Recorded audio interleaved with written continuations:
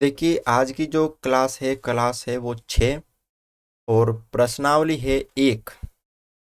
अपनी संख्याओं की जानकारी। इस क्लास के अंदर हम करेंगे एक तो स्थानीय मान। क्या करेंगे? स्थानीय मान। एक जातीय मान। ठीक है। और एक करेंगे हम विस्तारित रूप। क्या करेंगे? विस्तारित रूप। ठीक है। 3 चीजें इसके अंदर हम पढ़ेंगे। एक तो स्थानीय मान पढ़ेंगे, एक इसके अंदर हम जातीय मान पढ़ेंगे, और जो दूसरी है वो हम यहाँ पे पढ़ेंगे, तीसरी जो है वो विस्तारित रूप पढ़ेंगे। 3 चीजें इस वीडियो के अंदर हम पढ़ेंगे। तो हम एक संख्या ही लेते हैं। ठीक है। जैसे एक ये संख्या है, ये संख्या है। इस संख्या का हम जातीय मान भी निकालेंगे, इसका स्थानीय मान भी निकालेंगे। एक संख्या के आधार पर आप सभी संख्याओं का स्थानीय मान, जातीय मान और विस्तारित रूप लिख सकते हो। तो सबसे पहले देखो, मैं लिखता हूं इस संख्या का स्थानीय मान। सबसे पहले इकाई अंक यानी 3 का स्थानीय मान। 3 का स्थानीय मान। 3 का 3 है और अंतिम पे है, तो 3 का स्थानीय मान 3 ही होगा। उसके बाद 5 का स्थानीय मान 5, और उसके बाद देखो आप यहाँ पे 5, उसके बाद कितनी संख्या है? एक संख्या है ना, एक संख्या है तो एक जीरो लगा दो। उसके बाद 8, 8 का स्थानीय मान 8, उसके बाद दो संख्या है तो दो जीरो लगा दो। उसके बाद 6 का स्थानीय मान 6, उसके बाद 3 संख्या है तो तीन जीरो लगा दो।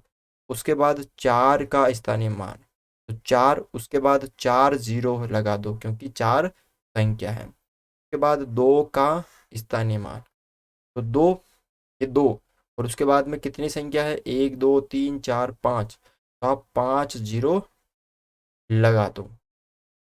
ठीक है। ये तो होता है स्थानीय मान।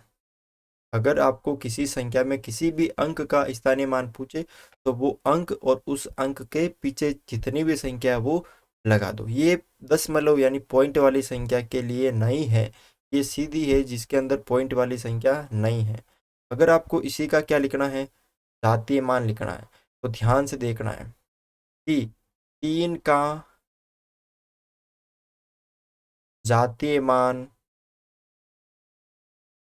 3 ही होगा। 5 का जातीय मान 5 ही होगा। 8 का जातीय मान 8 ही होगा। 6 का जातीय मान 6 ही होगा। तो अगर आपको किसी भी संख्या में किसी भी अंक का जातीय मान पूछे तो उसका जातीय मान स्वयं पे खुद ही होगा। यानी 6 का पूछा 6 होगा, फिर 4 का जातीय मान 4 ही होगा, और 2 का जातीय मान 2 ही होगा। किसी भी अंक का जातीय मान पूछे तो वो स्वयं होगा। 0 का जातीय मान 0, और 0 का स्थानीय मान भी 0 ही होता है। ठीक है। अब यहाँ पे करते हैं, ये तो हो गया आपके यहाँ पे स्थानीय मान और जातीय मान। अब विस्तारित रूप कैसे? देखो यहाँ पे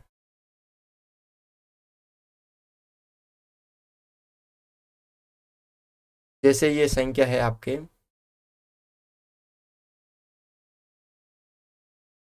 ये एक संख्या है।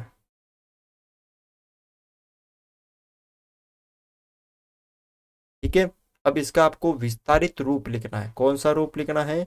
विस्तारित रूप, या इसे आप बोल सकते हो प्रसारित रूप।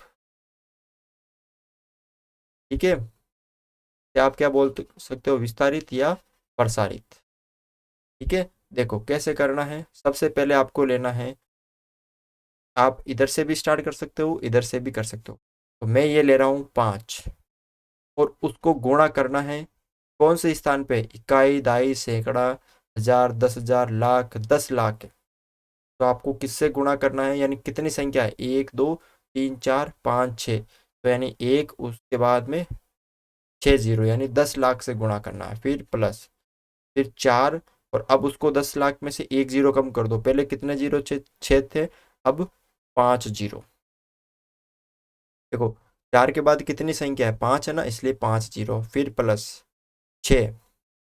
ठीक है, 6 को किससे गुणा करेंगे, कितनी संख्या है, 4 संख्या, तो 4 जीरो, फिर प्लस, फिर 8, उसको किससे गुणा करेंगे, 1000 से। देखो 10 लाख हो गया, फिर 1 लाख हो गया, फिर 10,000 हो गया, फिर 1000 हो गया, फिर प्लस, फिर यहाँ पे 5, 5 को गुणा करेंगे 100 से, फिर प्लस 6, 6 को गुणा करेंगे 10, फिर प्लस 7।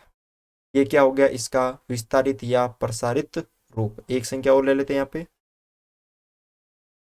ये जो संख्या है यहाँ पे देखो, सबसे पहले 7, अब इसको किससे गुणा करेंगे, 1 2 3 4 5 जीरो है, एक, 1 2 3 4 5 जीरो, फिर प्लस यहाँ पे 5 इंटू 1 2 3 4 जीरो है, तो 1 2 3 4 जीरो, फिर प्लस, फिर यहाँ पे 6 इंटू कितने से संख्या है, 1 2 3 जीरो है, तो पहले 5 थे, फिर 4 हुए, अब की बार 3, फिर प्लस 8, अब की बार कितने जीरो आ जाएंगे, 2 जीरो, फिर प्लस 4, और अब की बार 1 जीरो, फिर प्लस और 3। ठीक है, ये कौन सा रूप होता है आपके यहाँ पे, प्रसारित या विस्तारित रूप होता है।